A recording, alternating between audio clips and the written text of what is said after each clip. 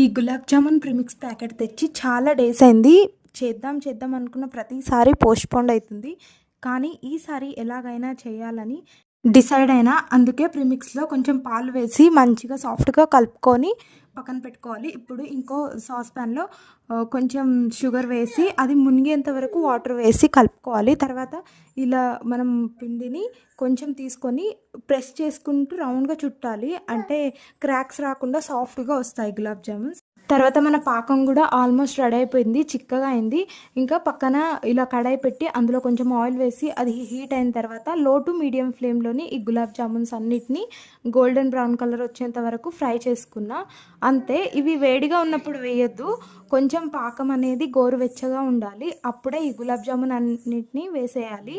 అంటే ఇవి లోపల వరకు ఇంకుతాయి. కానీ నాకు మాత్రం గులాబ్ జామున్ ఫ్రై చేశాక తినడం అంటే చాలా ఇష్టం, పాకంలో వేయకన్నా ముందు.